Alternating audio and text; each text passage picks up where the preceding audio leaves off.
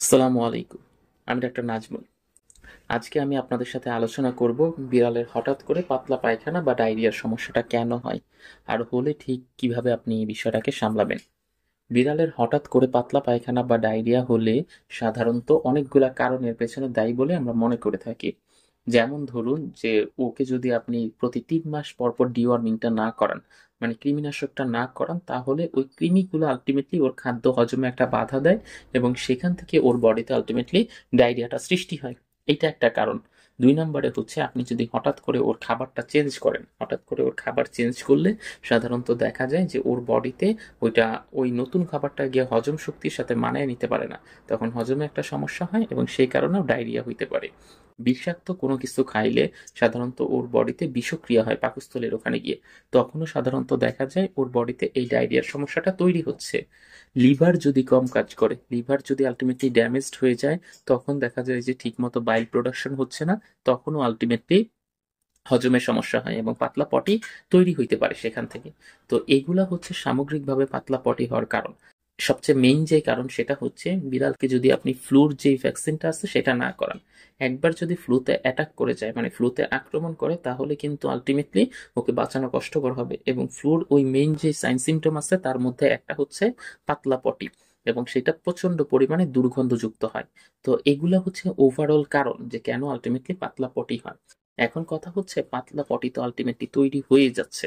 এখন আপনি কি করবেন বা করণীয় কি? আপনি প্রাইমারি স্টেজে বাসায় কাঁচা কলা সিদ্ধ ওকে খাওয়াইতে পারেন।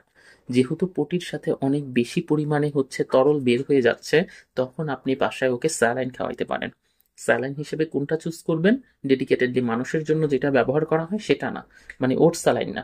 আপনি করবেন হচ্ছে ওর জন্য বাজারে পাবেন পেট মি লাইট বা পিএ লাইট, এই স্যালাইনগুলো পাবেন।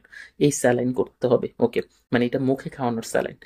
যদি দেখেন যে তারপরেও আলটিমেটলি অবস্থার উন্নতি হচ্ছে না, কাঁচা কলা সিদ্ধ একটু খাওয়াইছেন, মুখে ওর স্যালাইন চলতেছে, অবস্থার উন্নতি হচ্ছে না, তখন আপনাকে ওকে একজন ভেটের কাছে নিয়ে যেতে হবে। ভেট তখন শুধুমাত্র মুখের স্যালাইনের উপরই নির্ভর করবে না। ভেট তখন করবে কি, আলটিমেটলি ওর শিরায় তখন স্যালাইন পুশ করে দেবে, যাতে করে ওর ভিতরের যে ডিহাইড্রেশন অবস্থাটার সৃষ্টি হয়েছে সেটা যেন খুব দ্রুত কাটায় উঠতে পারে। এই জন্য। আর সাথে ও যেহেতু মুখে খাবার দাবার বন্ধ করে দিবে ওই টাইমটায়, এই জন্য বাহির থেকে ওকে ভিটামিন জাতীয় যে ইনজেকশনগুলো আছে, ভিটামিন জাতীয় ইনজেকশনগুলো করতে হবে।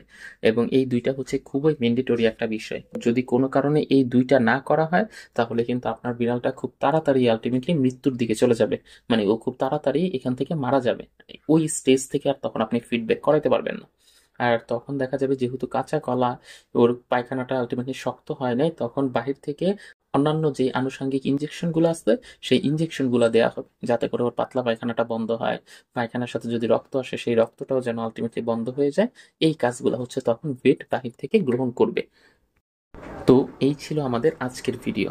আশা করি ভিডিওটি আপনাদের ভালো লেগেছে এবং ভিডিওতে যেই টপিকটা সম্পর্কে আলোচনা করেছি আপনারা সেটা খুব সুন্দরভাবে বুঝতে পেরেছেন। যদি আপনাদের এই সম্পর্কিত কোনো কিছু জানার থাকে, আপনারা সেটা কমেন্ট বক্সে আমাকে জানাতে পারেন এবং চাইলে আমার সাথে সরাসরিও কন্ট্যাক্ট করতে পারেন। স্ক্রিনে দেওয়া যে নাম্বারটা আছে সেই নাম্বারে কল করতে পারেন, অথবা এই নাম্বারেই হোয়াটসঅ্যাপ আছে, হোয়াটসঅ্যাপেও আপনারা চাইলে আমাকে নক দিতে পারেন। আমি চেষ্টা করব আপনাদেরকে যে কোনো সময় সার্বক্ষণিক সহায়তা করার। আপনারা চাইলে আমার ফেসবুক পেজ এবং গ্রুপেও জয়েন হতে পারেন। সেখানে সার্বক্ষণিক আপনাদের যে সমস্যাগুলো আছে সেই সমস্যাগুলো জানালেই খুব দ্রুততার সাথে স্বল্প সময়ে আপনারা রিপ্লাই পাবেন। তো আশা করব আমার সেই ফেসবুক পেজ আর ফেসবুক গ্রুপে জয়েন হয়ে যাবেন। ধন্যবাদ সবাইকে, ভালো থাকবেন। আসসালামু আলাইকুম।